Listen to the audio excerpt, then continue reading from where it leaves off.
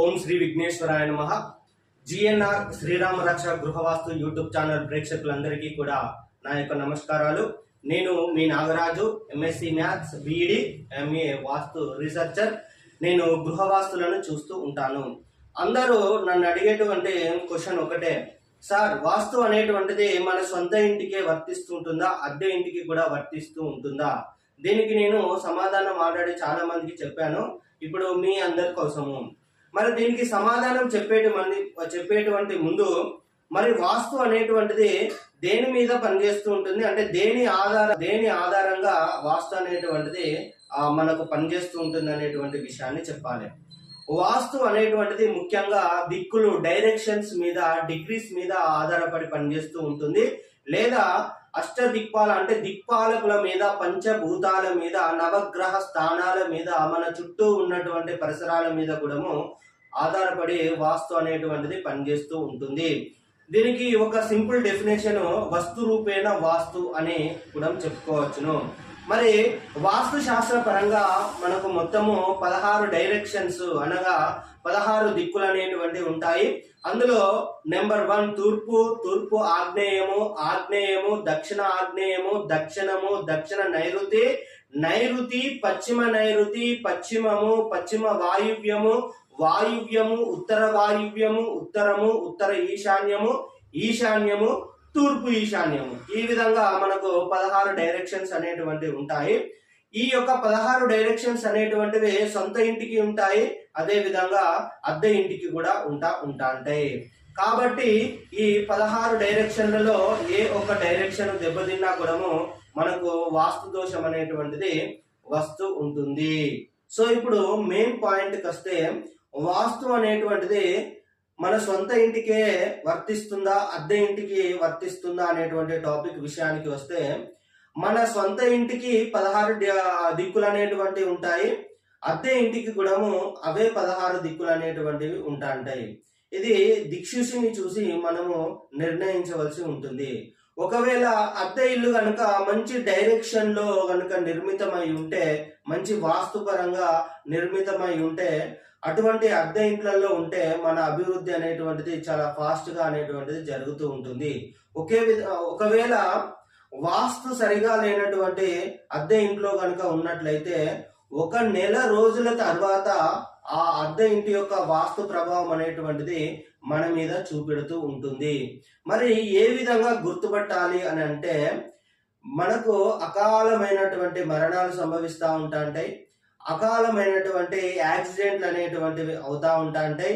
అదే విధంగా డబ్బు అనేటువంటిది నిలవకపోవడం అనేటువంటిది ఉంటుంది. భార్యాభర్తల మధ్య గలాటాలు సంభవిస్తూ ఉంటాయి. అదే విధంగా అనారోగ్యాలు అనేటువంటివి సంభవిస్తూ ఉంటాయి. అదే విధంగా వివాహ ఆలస్యాలు అనేటువంటివి జరుగుతూ ఉంటాయి. అదే విధంగా చిన్న పిల్లలు ఉన్నట్లయితే నిద్రలో మనకు లేవడం కానీ, అంటే ఉలిక్కి పడడం అనేటువంటిది జరుగుతూ వారు అనారోగ్య పాలనేటువంటిది అవుతా ఉంటారు. ఎవరికి వారే రాజుగా వ్యవహరించేటువంటి తీరు ఉంటుంది. దుర్వ్యసనాలకు బానిస అయ్యేటువంటి అవకాశం ఉంటుంది. రహస్య సంబంధాలకు ఆకర్షితులయ్యేటువంటి అవకాశం ఉంటుంది. అదే విధంగా వ్యవహార నాశనం అనేటువంటిది సంభవిస్తూ ఉంటుంది.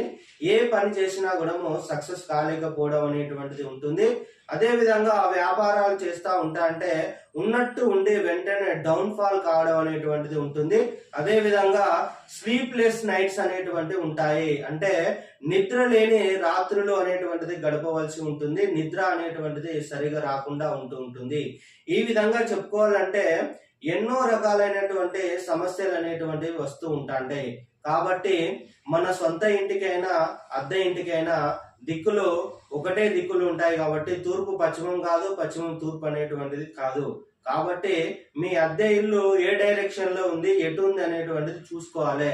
ఒకవేళ మనము ఉంటున్నటువంటి అద్దె ఇంటికి వాయువ్య లోపం గాని, అంటే వాయువ్యం డైరెక్షన్ గాని, ఆగ్నేయ డైరెక్షన్ గాని, నైరుతి డైరెక్షన్ గాని, తూర్పు డైరెక్షన్ గాని ఇవి కనుక డ్యామేజ్ అయి ఉన్నట్లయితే ఖచ్చితంగా మనకు వాస్తు దోషం అనేటువంటిది వర్తిస్తా ఉంటుంది.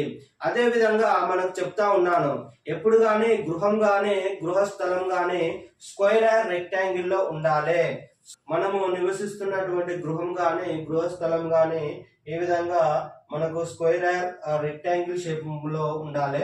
ఇది కొంతవరకు మనకు వాస్తు దోషాన్ని నివారిస్తూ ఉంటది. కాబట్టి అద్దె ఇంటికైనా సొంత ఇంటికైనా వాస్తు అనేటువంటిది వర్తిస్తూ ఉంటది.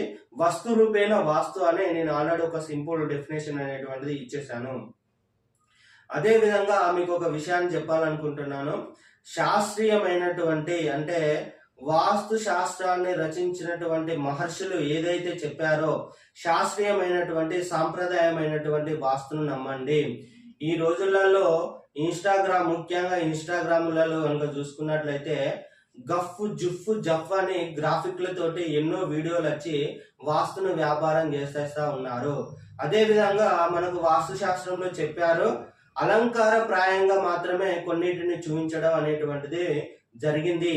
మన ఇంట్లో పెట్టుకున్నటువంటి వస్తువులు అయితేనేమి, రంగులు అయితేనేమి, ఇంకా వగేర వగేర ఆకర్షణీయమైనటువంటి వస్తువులు అయితేనేమి, ఇవన్నీ మనకు అలంకార ప్రాయంగా గృహంలో ఉండడం వలన శుభం జరుగుతుందని చెప్పారు. కానీ ఇవి మొత్తాన్ని వాస్తును అంటే వాస్తు లోపాలను నివారిస్తాయి అని ఏ వాస్తు శాస్త్రంలో కూడా చెప్పలేదు.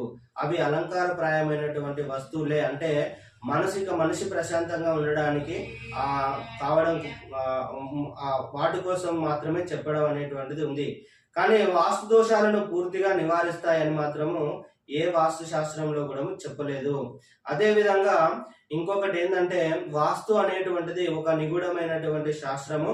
వాస్తు చూపించినటువంటి వ్యక్తి, వాస్తు చూపించుకున్నటువంటి వ్యక్తికి, వాస్తు చెప్పినటువంటి వ్యక్తికి, అదే విధంగా వాస్తును మనకు వాస్తుకు సంబంధించినటువంటి పనులను చేసేటువంటి వ్యక్తికి తప్ప మూడో వ్యక్తికి వాస్తు శాస్త్రం గురించి తెలియరాదు. అంటే వాళ్ళ ఇళ్లలో ఉన్నటువంటి సమస్యలు మూడో వ్యక్తికి తెలియరాదు. ఇది కానీ ఇప్పుడు మొత్తం ఇది వ్యాపారమై మొత్తం బహిర్గతం అయిపోతా ఉంది. మరి నిజమైనటువంటి వాస్తు శాస్త్రజ్ఞులు మరి వ్యాపారం కోసం అయితే ఇది చేయరు. అదే విధంగా కామెంట్ సెక్షన్లు అనేటువంటివి ఆఫ్ చేసుకుంటూ ఉంటున్నారు. మరి ఎందుకు కామెంట్ సెక్షన్లు ఆఫ్ చేసుకోవడం ఎందుకు? వాళ్ళు నిజమైనటువంటి వాస్తు శాస్త్రజ్ఞులు అయితే కామెంట్ సెక్షన్లు ఎందుకు ఆఫ్ చేసుకుంటా ఉన్నారు? అడిగినటువంటి క్వశ్చన్స్ కి వాళ్ళకు ఉన్నటువంటి పరిజ్ఞానాన్ని బట్టి ఎంతో కొంత సమాధానాలు అనేటువంటివి చెప్పాలి. వాస్తు శాస్త్రం అనేటువంటిది ఒక సముద్రము. దీనిని ఎంత ఈదితే అంత జ్ఞానం అనేటువంటిది వస్తూ ఉంటుంది. అదే విధంగా నేను చెప్తున్నాను, ఒక్కొక్కరు ఒక్కొక్క రకమైనటువంటి వాస్తు శాస్త్రాలను రచించారు. కేవలము శాస్త్రము మాత్రమే మనకు ఫైనల్ కాదు. ప్రాక్టికల్ గా కూడా కొన్ని విషయాలను మనం పరిశీలించవలసి ఉంటుంది. కొన్ని శాస్త్రాలలో వాస్తు గురించి కూడా చాలా తప్పుడు సమాచారం అనేటువంటివి ఉన్నాయి. మనము శాస్త్రాన్ని తీసుకొని ప్రాక్టికల్ గా కూడా మనము అది చేయాలి. కానీ గుడ్డిగా ఏది నమ్మరాదు. అర్థమవుతుందా? ఈ ఈ మధ్య కాలంలో కొన్ని క్షుద్ర వాస్తులు కూడా బాగా పెట్టయిపోతా ఉన్నాయి. అవి అటువంటి పద్ధతులు ఏ మాత్రము మంచివి కావు. అటువంటి పద్ధతుల గురించి వాస్తు శాస్త్రంలో ఎక్కడ చెప్పలేదు. అదంతా మొత్తము వేరే దేశాలకు సంబంధించినటువంటి వాస్తులు అవన్నీ. అవి మన ఇండియాలో ఇంప్లిమెంట్ చేసేసి మొత్తం ఒక్కొక్కరిని బెంబేలు ఇచ్చేస్తున్నారు అన్నట్టు. మొత్తం బెంబేలు ఇచ్చేటువంటి విధంగా ఇక్కడ నెగిటివ్ ఎనర్జీ, అక్కడ నెగిటివ్ ఎనర్జీ అని. నెగిటివ్ ఎనర్జీ ప్రతి చోట ఉంటుంది. నెగిటివ్ పాజిటివ్ కలిసినప్పుడే మనకు ఒక శక్తి అనేటువంటిది ఉత్పత్తి అవుతూ ఉంటుంది. మనకు E=mc² ప్రిన్సిపల్ అనేటువంటిది ఉంటుంది. అంటే శక్తిని మనము సృష్టించలేము, నాశనం చేయలేము. మనము శక్తిని ఒక రూపం నుంచి మరొక రూపంలోకి మార్చవచ్చు అని చెప్పారు. అంతేగాని మొత్తం నాశనం చేస్తామని చెప్పలే. అర్థమవుతుందా? ఇది ప్రాక్టికల్ గా కూడా మనం ఆలోచించాలి. అదే విధంగా ప్రతి దానికి సైన్స్ అనేటువంటి విషయాన్ని మాట్లాడుతూ ఉన్నారు. మనకు తత్వశాస్త్రం అని ఉంటుంది. అంటే మనకు అన్ని శాస్త్రాలకి అదొక ఫాదర్ లాంటిది అని చెప్పుకోవచ్చు, మదర్ లాంటిది అని చెప్పుకోవచ్చు. దాన్ని మనం ఇంగ్లీష్ లో ఫిలాసఫీ అంటారు. మరి శాస్త్రం నుంచెలే విజ్ఞాన శాస్త్రం ఉద్భవించింది తప్ప విజ్ఞాన శాస్త్రం నుంచెల్లి శాస్త్రం అనేటువంటిది ఉద్భవించలేదు. శాస్త్రం ఒక విషయాన్ని చెబితే దాన్ని పరిశోధించి ఇది కరెక్టే అని విజ్ఞాన శాస్త్రం చెప్పింది. కానీ విజ్ఞాన శాస్త్రమే డైరెక్ట్ గా ఆ యొక్క టాపిక్ ను సృష్టించలేదు. అది గుర్తుపెట్టుకోండి. అర్థమవుతుందా? కాబట్టి శాస్త్రం నుంచెల్లే సైన్స్ అనేటువంటిది వచ్చింది. కానీ సైన్స్ నుంచి వెళ్ళి శాస్త్రం అనేటువంటిది మనకు పుట్టలేదు. ఇది ఒకటి గమనించుకోండి. ఫస్ట్ ప్రతి దానికి సైన్సే మనకు ఆధారము, సైన్స్ ప్రకారం అనేటువంటిది కూడా కాదు. సైన్స్ కు అందనటువంటివి కూడా ఈ సృష్టిలో ఎన్నో రహస్యాలు అనేటువంటివి ఉన్నాయి. కాబట్టి శాస్త్రం నుంచే మనకు విజ్ఞాన శాస్త్రం అనేటువంటిది ఉద్భవించింది. అయితే కొన్ని మూఢనమ్మకాల వల్ల శాస్త్రం అనేటువంటిది తప్పుదో పట్టిపోయింది. అంటే శాస్త్రం మీద చాలా మంది కొంతమంది మూఢనమ్మకాలను ప్రేరేపించి ఇట్లా చేయాలి అట్లా చేయాలని చెప్పడం వలన శాస్త్రం మీద మనకు నమ్మకం అనేటువంటిది తగ్గిపోయి ఈ విజ్ఞాన శాస్త్రం మీద నమ్మకం అనేటువంటిది మనకు వచ్చేసింది. ఆల్రెడీ మనకు శాస్త్రంలో ప్రతి విషయాన్ని గురించి చెప్పే ఉన్నారు. ఇప్పుడు టర్మరిక్ ఉంది, అంటే పసుపు ఉంది, అది పెట్టుకోవడం వలన మనకు రోగనిరోధక శక్తి వస్తూ ఉంటుంది. బ్యాక్టీరియా అనేటువంటిది ఇంట్లోకి రాదు, మనకు వ్యాధులు రావు, అదే విధంగా స్కిన్ ఎలర్జీస్ రావు అనేటువంటిది మన పూర్వీకులు మహర్షులు ఎప్పుడో చెప్పున్నారు. కానీ దాన్ని పసుపును తీసుకెళ్లి వీళ్ళు పరిశోధించి వాళ్ళు చెప్పింది కరెక్టే అనేటువంటి దౌర్భాగ్య స్థితికి వచ్చింది. అంటే మన ఇంట్లో చెప్పేటోడు మన విషయాన్ని నమ్మరు, ఎదుటోడు చెప్పిన దాన్ని నమ్మి అనేటువంటి కరెక్ట్ అనేటువంటి సిచ్యువేషన్కి వచ్చింది. మహర్షులు చాలా రకాలైనటువంటి విషయాలను చెప్పారు. నేను నా ఏజ్ తక్కువైనప్పటికీ కూడా నాకున్నటువంటి పరిజ్ఞానాన్ని బట్టి నేను మీకు చెప్తున్నాను. నేను ఎంఎస్సి మ్యాథమెటిక్ స్టూడెంట్ని, నేను ఒక లెక్చరర్ని, అదేవిధంగా ఒక ఐఐటి మ్యాథ్స్ సంబంధించినటువంటి వ్యక్తిని కూడా నేను. కాబట్టి శాస్త్రీయమైన సాంప్రదాయమైనటువంటి వాస్తును మాత్రమే విశ్వసించండి. వాస్తుల కోసము లక్షల రూపాయలను వెచ్చించకండి. క్షుద్ర వాస్తులను ప్రోత్సహించకండి. అది మీకు ఎప్పటికైనా అపాయాన్ని కలిగిస్తూ ఉంటుంది. మనకు ముగ్గు పోసుకునేటప్పుడే, అంటే గృహారంభం చేసేటప్పుడే మంచిగా మనకు ఆల్రెడీ వాస్తు శాస్త్రంలో మహర్షులు చెప్పుకున్నారు. గృహారంభం చేసేటప్పుడు ఎటువంటి శల్య దోషాలు అనేటువంటివి గృహస్థలంలో ఉండరాదని చెప్పారు. అంటే ఎటువంటి బొగ్గులు గాని, బొక్కలు గాని, బూడిద గాని, వృక్షముల యొక్క అవశేషాలు గాని, అదే విధంగా కలేబరాలు కానీ, గాజు పెంకులు గాని, ప్లాస్టిక్ వస్తువులు గాని, అదే విధంగా అంటే ప్రతి ఎటువంటి నెగిటివ్ ఎనర్జీని ఇచ్చేటువంటి మెటీరియల్ మన భూమిలో ఉండకుండా భూమి శుద్ధి చేసుకొని గృహారంభం చేసుకోమని చెప్పారు. అందుకనే శల్య దోషం ఉండరాదని చెప్పారు. ఆల్రెడీ ఎప్పుడో చెప్పిళ్ళు, దాన్ని ఇప్పుడు పట్టుకొని ఇక్కడ నెగిటివ్ ఎనర్జీ, అక్కడే నెగిటివ్ ఎనర్జీ ప్రతి చోట, ఇంట్లోనే కాదు బయటికి రోడ్డు మీదకి పోయినా కూడా మనకు నెగిటివ్ ఎనర్జీ అనేటువంటిది వస్తూ ఉంటుంది. ఆరా లెవెల్స్ అనేటువంటిది మనిషి ఆరా లెవెల్ ఎప్పుడు పెరుగుతూ ఉంటుందంటే నిత్య స్నానం ఆచరించడం, మంచిగా బొట్టు పెట్టుకోవడం, మంచి దుస్తులను వేసుకోవడము, మంచిగా మంచి బుద్ధిని కలిగి ఉన్నప్పుడు ఈ ఆరా లెవెల్ అనేటువంటిది ఇంక్రీస్ అవుతూ ఉంటుంది. అదే విధంగా స్నానం చేయకుండా చెడ్డ బట్టలు వేసుకొని, చినిగిపోయిన బట్టలు వేసుకొని, చిప్పిరిగా ఉండి ఎప్పుడు చూసినటువంటి దురాలోచనలు కలిగి ఉంటే మన ఆరా లెవెల్ అనేటువంటిది తగ్గిపోతుంది. అందుకే దేహమే కదా దేవాలయం అని మహర్షులు ఎప్పుడో చెప్పారు.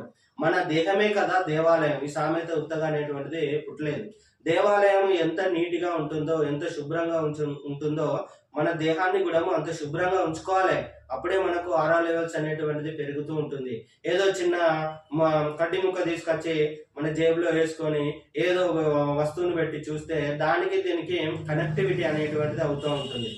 అంతే తప్ప పెద్ద అదొక ఇక మనకు దాని గురించి ఎందుకులే కానీ నిజాలు మాట్లాడేటోడు ఎప్పుడు కానీ విరోధి అవుతాడు. అంటే యథార్థవాది లోక విరోధి అని కూడా ఉత్తగా ఎవరు చెప్పలేదు. మోసపోకండి. నేను నా నెంబర్ ఎందుకు ఇవ్వట్లేదు అని అంటే, నేను వాస్తు పేర వ్యాపారం అనేటువంటి చేయట్లేదు. కాబట్టి నేను సమయం వచ్చినప్పుడు, అంటే మనల్ని చూసి మన గురించి తెలుసుకొని మన దగ్గరికి వాళ్ళు వచ్చి మాకు ఈ గృహాన్ని చూడండి అని చెప్పాలి తప్ప మనం అడ్వర్టైజ్మెంట్ చేసుకొని నేను అది గొప్ప ఇది గొప్ప. వాస్తు శాస్త్రానికి దేవునికి ఎవరు అతిథులు కారు, అందరూ శిష్యులే. అది ఒకటి గుర్తుపెట్టుకోవాలి. ఫస్ట్ ఎవ్వరు కూడా సుప్రీం కారు. కొంతమంది నేనే సుప్రీం అన్నట్టుగా వ్యవహరిస్తూ ఉంటారు. చాలా తప్పది. మనకు తెలియని మనకంటే మేధావులు ఈ సృష్టిలో ఎంతో మంది ఉన్నారు. మేధావి ఎప్పుడు కానీ సైలెంట్ గానే ఉంటాడు. సమయం వచ్చినప్పుడే మాట్లాడుతూ ఉంటాడు. డాంబికాలు అనేటువంటివి పలుకడు.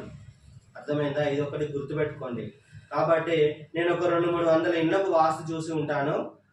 వాళ్ళు మేము ఒక వీడియో చేసి పెట్టాను సార్, మా గురించి ఒక వీడియో చేసి పెట్టాను సార్ అంటే తప్పు అని చెప్తాను.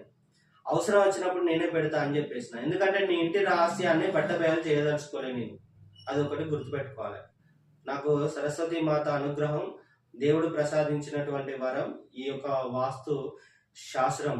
కాబట్టి నేను దీనికి రెస్పెక్ట్ ఇవ్వాలనుకుంటున్నాను, గౌరవం అనేటువంటిది ఇవ్వాలనుకుంటున్నాను. శాస్త్రానికి గౌరవం ఇవ్వకుండా డబ్బు సంపాదనలో పడ్డవాడు ఏదో ఒక రోజు బోల్తా పడక తప్పదు. జై శ్రీరామ్.